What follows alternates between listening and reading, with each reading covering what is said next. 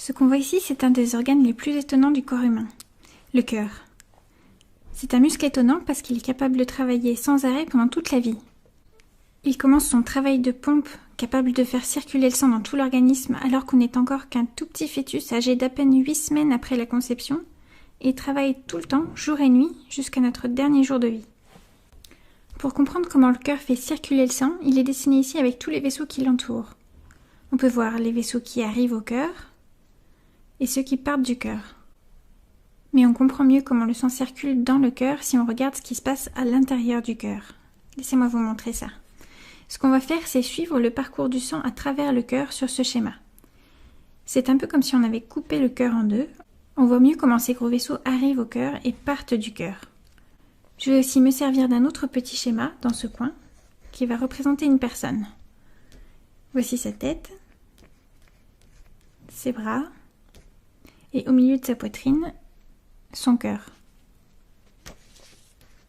On va faire aussi ses jambes.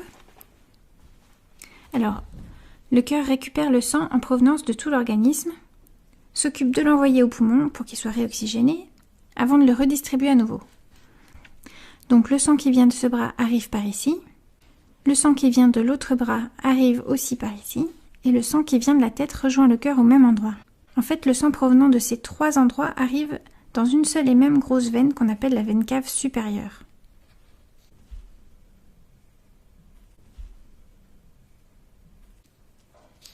De l'autre côté, le sang en provenance des jambes et du ventre arrive au cœur par une autre grosse veine commune qu'on appelle la veine cave inférieure, logiquement. Donc ça, c'est la façon dont le sang va vers le cœur en provenance de tout l'organisme. Il se retrouve ici dans ce qu'on appelle l'oreillette droite. On l'appelle oreillette parce que les premières personnes qui l'ont décrite ont dû trouver que ça ressemblait à une petite oreille, avec beaucoup d'imagination. Sinon, on peut aussi l'appeler atrium droit.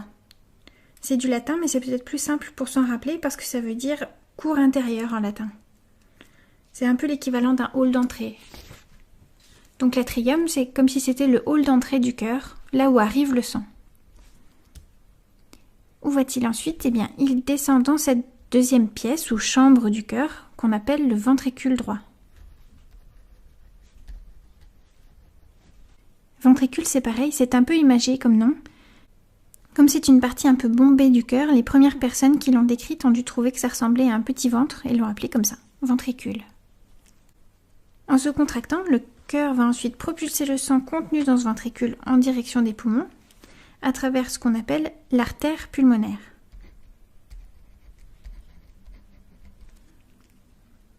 Au niveau des poumons, le sang est débarrassé de son CO2 en excès, rechargé en oxygène, puis revient vers le cœur par ces vaisseaux qu'on appelle les veines pulmonaires.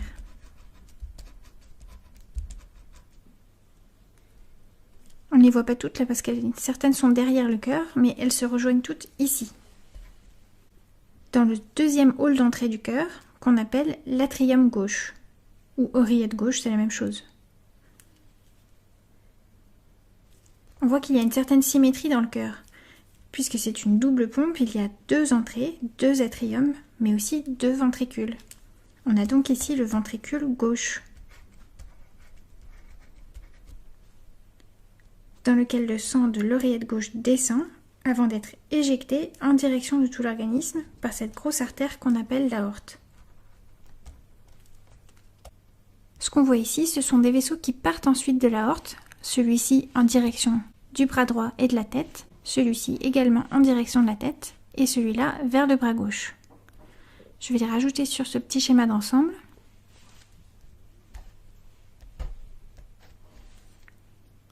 Et pour le reste de l'organisme, eh bien ce qu'on voit ici, c'est juste le départ de l'aorte. Le début, c'est ce qu'on appelle la crosse aortique. Mais ensuite, l'aorte se poursuit, elle passe derrière le cœur et descend par là, en donnant naissance à des vaisseaux à destination des organes de l'abdomen au passage, avant de se séparer comme ça. C'est une version schématisée du réseau des artères et des veines de l'organisme, mais c'est à peu près ça. Une chose importante à préciser, c'est que sur ce schéma, j'ai représenté les veines en bleu et les artères en rouge, parce que le sang qui se trouve dans l'aorte est riche en oxygène, ce qui lui donne une couleur rouge, alors que celui qui vient des organes et arrive au cœur est plus foncé parce qu'il est moins riche en oxygène. Et on le représente habituellement en bleu. Ce qu'on voit sur ce schéma-là, c'est que pour les vaisseaux de la circulation pulmonaire, c'est-à-dire ceux-là, c'est l'inverse. L'artère pulmonaire est en bleu, parce qu'elle contient du sang pauvre en oxygène, alors que les veines pulmonaires contiennent du sang riche en oxygène, donc rouge. Pour ne pas se mélanger les pinceaux, il y a un petit truc mnémotechnique. En fait, on utilise le terme veine pour tous les vaisseaux qui vont vers le cœur. Ça commence tout par un V. Veines vont vers le cœur. Donc, dans la circulation systémique, les veines sont en bleu, mais dans la circulation pulmonaire, en rouge. A l'inverse, le mot artère est utilisé pour désigner n'importe quel vaisseau qui part du cœur. On peut s'en souvenir parce que dans le mot partir, il y a les premières lettres du mot artère, A-R-T. Donc même si cette grosse artère-là est pleine de sang pauvre en oxygène, c'est bien une artère. Ce qui nous reste à voir sur ce schéma, ce sont les valves du cœur. Elles sont importantes parce que c'est grâce à elles que le sang circule dans le bon sens à l'intérieur du cœur. Et bien de ce côté-là, c'est la valve qu'on appelle la valve mitrale qui évite le reflux du sang et qui oblige le sang à aller de l'oreillette vers le ventricule gauche. Et de ce côté-là, c'est la valve qu'on appelle la valve tricuspide qui empêche le reflux du sang et qui l'oblige à aller dans le sens oreillette droite vers le ventricule droit. Il y a aussi deux autres valves ici, qui ont des noms plus faciles à retenir. À la base du tronc commun de l'artère pulmonaire, c'est la valve pulmonaire. Et à la base de l'aorte, la valve aortique.